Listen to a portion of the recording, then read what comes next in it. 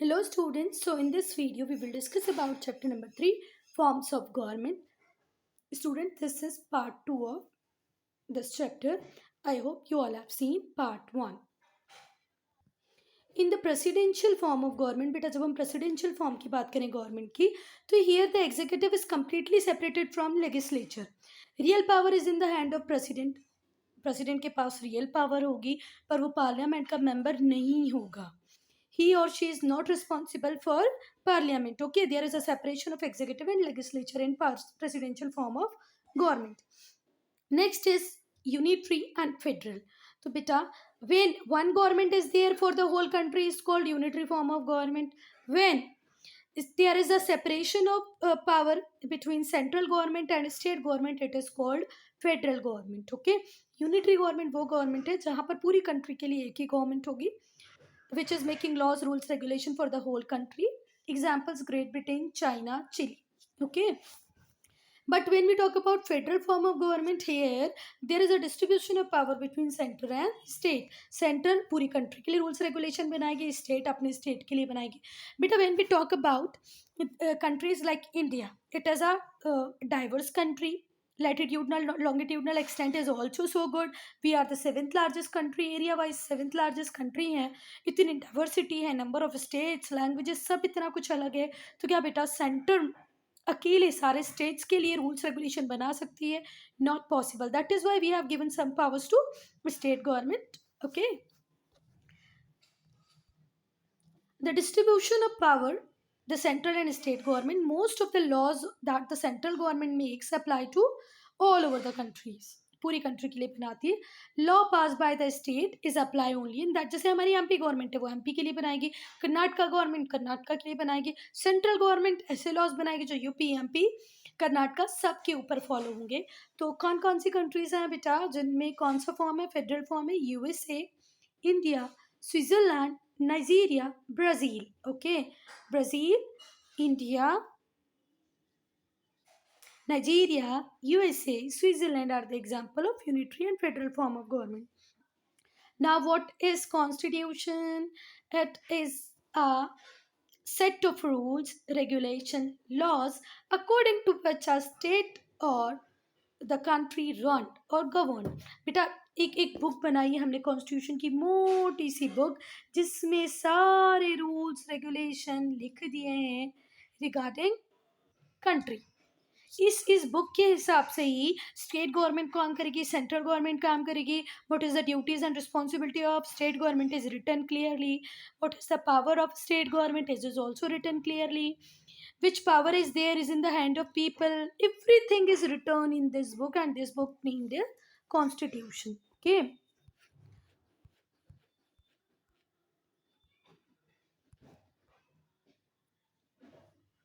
Distribution of power, authority in the country.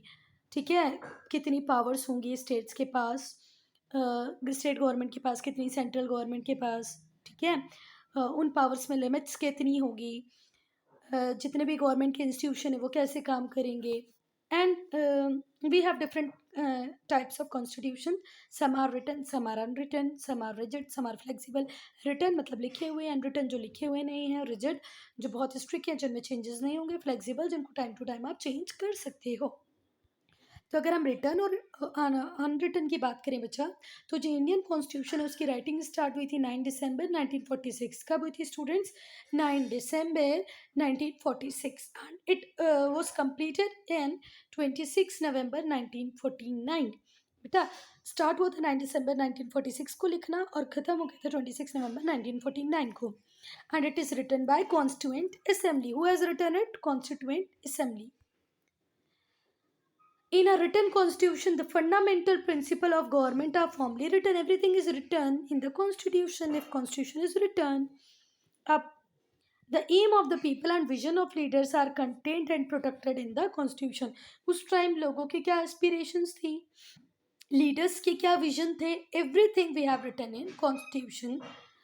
This help to avoid conflict of any kind. अगर हमने किसी चीज़ को constitution में लिखा है, गवर्नमेंट को कुछ पावर्स दी हैं, कुछ नहीं दी है, उनके ऊपर चेक रखा है, तो सबके लिए वैलिड रीजंस लिखा गया है, बताया है ऐसा ऐसे तो ऐसा क्यों.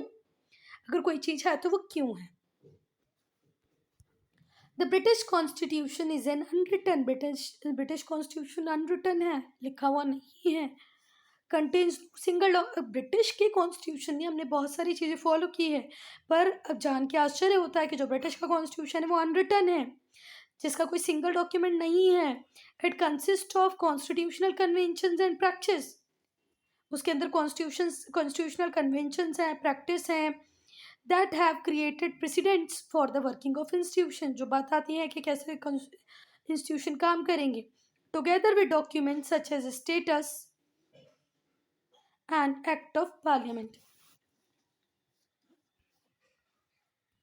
Statutes and acts of parliament. Okay, पहला तो आपको याद रखना, British constitution, unwritten constitution, Indian constitution, written constitution है। ठीक है, कोई सिंगल डॉक्यूमेंट नहीं है ब्रिटिश कॉन्स्टिट्यूशन का। इसमें क्या है बेटा, कॉन्स्टिट्यूशनल कन्वेंशंस हैं। ठीक है, क्या है, कॉन्स्टिट्यूशनल कन्वेंशंस। बेटा so we can say like कि इंडियन कॉन्स्टिट्यूशन रिटर्न भी है और अनरिटन भी है। ठीक है, कुछ चीज़ें रिटर्न है और कुछ चीज़ें अनरिटन है। ठीक है, जब आप इसको आगे और ज़्यादा पढ़ेंगे तो आपकी बुक अभी तो बोल रही है the British constitution is an unwritten constitution contain no single documentation, but ऐसा नहीं है बेटा, कुछ चीज़ें लिखी हुई हैं और कुछ चीज़ें लिखी हुई नहीं है। ठीक है, जब आप आगे के क्लासेस में जाएंगे तो आपको ये पढ़ने को मिलेगा। अब यहाँ पर तो ये लिखा है कि ये एक्ट ऑफ पार्लियामेंट स्टेट्यूट्स के हिसाब से चल रहा है, पर कुछ चीज़ें रिटर्न भी है स्टूडेंट्स के। रिजिड एंड फ्लेक्सिबल कॉन्स्टिट्यूशन, कितना रिजिड होगा कितना फ्लेक्सिबल होगा कॉन्स्टिट्यूशन, इसके हिसाब से भी कॉन्स्टिट्यूशन को हमने अलग अलग कैटेगरी में रखा है। Rigid constitution cannot be changed or amended easily. It becomes quite difficult to change anything in the constitution is called rigid constitution. ठीक है, to make amendment in the constitution specific procedure have to be followed. If you want to change anything in the constitution, you need to follow a very strict procedure.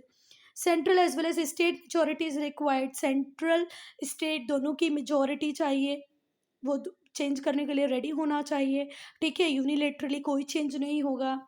The American and Indian constitution are example of rigid constitution. India का और America का जो constitution है वो rigid constitution है बेटा। The constitution that can be changed और amended easily without its framework is called flexible constitution. बेटा नाम से ही पता चल रहा है, जिस कॉन्स्टिट्यूशन को आप इजीली चेंज कर दो वो कौन सा कॉन्स्टिट्यूशन हो गया, flexible. It can be amended by normal procedure of the parliament. ठीक है, कोई भी नॉर्मल प्रोसीजर आप लेके आओ, नॉर्मल प्रोसेस से वो अमेंड हो जाएगा।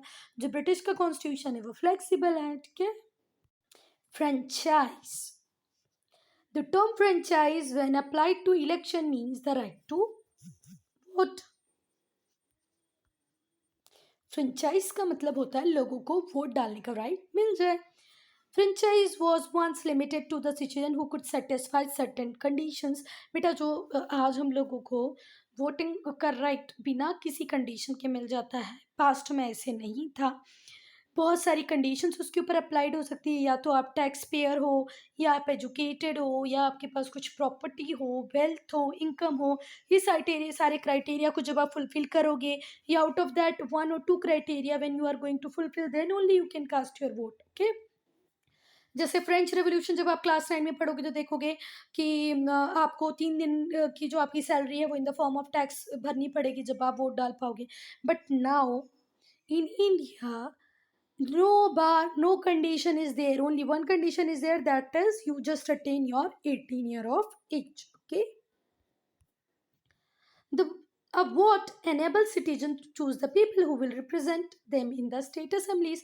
अब वोट डालने से हम लोगों को कौन सी पावर मिल जाती है बेटा, हम उस पर्सन को इलेक्ट कर सकते हैं जिसको हम चाहते हैं कि वो हमारे बिहाफ पे असेंबलीज में डिबेट करे, डिस्कशंस करे, रूल्स बनाए, रेगुलेशन बनाए। ठीक है, a vote gives citizen the right to choose the people who will govern the country. Okay, we will elect the person who will run the government. Okay, run the complete government of the country. If the citizens are not satisfied, okay, if I have elected Narendra Modi this year, if I am not satisfied with the policies and plans or whatever he did in the last 5 years, I am not going to elect him in the next election. Next election में मैं उसको elect नहीं करूँगी, किसी और को elect कर दूंगी। In most of the democracies today the right to vote is universal. Everybody or anyone can vote. It is granted as fundamental right. Okay, now right to vote is a fundamental right irrespective of race. आप गोरे हो, काले हो, ethnicity, class, rich हो, poor हो, gender male हो, female हो, आपको सबको वोट डालने का राइट मिलेगा. और इसी को क्या बोला, यूनिवर्सल सफरेज और universal franchise. Okay, universal adult franchise. Because now there is no bar. Either you are rich, poor, male, female, um, belonging from any caste, religion, race, no bar. You can have right to vote and this is called universal suffrage. तो universal suffrage के लिए जो step थी वो start हुई 19th century में. ठीक है. It focused on removing property requirements for waiting. पहले तो हमने बोला कि नहीं, अगर आपको वोट डालना है तो कोई प्रॉपर्टी की ज़रूरत नहीं है. In the late 19th and 20th century, the focus of universal suffrage was on giving voting right to women. पहले वुमेन के पास वोटिंग राइट नहीं था. फिर 19th-20th सेंचुरी में वुमेन ने बहुत रैलीज की, पार्टिसिपेशंस किए, अपनी राइट के बात की, फिर उनको भी वोटिंग राइट मिल गया. In fact for a long time in many developed countries women were not given the. अगर आप तुम France, England, United states of America को भी देखोगे ना बेटा, तो इन लोगों ने अपनी इंडिपेंडेंट होने के बहुत सालों तक वुमेन को वोटिंग राइट नहीं दिया है. ठीक है.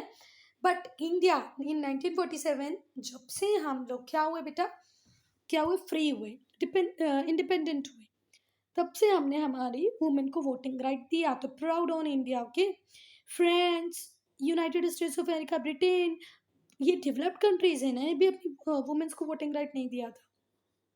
Many societies in the past have denied people the right to vote on the basis of race or ethnicity. कई बार रेस को देख के, एथनिसिटी को देख के भी वोटिंग राइट नहीं दिया. जैसे कई जगह नॉन वाइट्स को वोटिंग राइट नहीं था. Non whites could not vote in apartheid era. In South Africa में अपार्थाइड एरा था, मतलब वैसे वो कंट्री ब्लैक्स की थी, वहाँ रूल करने पहुंचे वाइट और उन्होंने उनको बेसिक राइट देने से मना कर दिया, वोटिंग राइट से डिनाई किया. The system came to end in 1994. पर 1994 में सिस्टम ख़त्म हो गया. वहाँ पर मल्टी पार्टी इलेक्शंस होने लगे. Most universal suffrage system still exclude some voters. जैसे आज भी बहुत सारी कंट्रीज में क्रिमिनल, तो ये तो सही भी है कि जो क्रिमिनल्स होते हैं, जिनका क्रिमिनल रिकॉर्ड होता है, उनको वोट नहीं डालने दिया जाता है. जो मेंटली इल हैं, पागल लोग हैं, उनको वोट डालने के राइट नहीं है. Almost all countries deny the right to vote to non citizen resident. अगर आप हमारी कंट्री के रेसिडेंट नहीं हो तो भी आपको वोट डालने का राइट है. अगर आपकी वोट डालने का राइट नहीं है, अगर आपकी एज बिलो 18 है, then also you can not cast your vote. तो ये तो कंडीशन होनी चाहिए. क्रिमिनल बैकग्राउंड है तो वोट ना दो, मेंटली इल है तो वोट ना दो, अगर आप हमारी कंट्री के सिटीजन हो तो वोट ना दो, और 18 ईयर से कम हो तो भी वोट ना दो. Students, I'm ending this video here. If you have any doubt, any problem, do write in comment section. बेटा अगर कुछ इम्प्रूवमेंट भी लगता है होना चाहिए तो वो भी बताओ. ओके.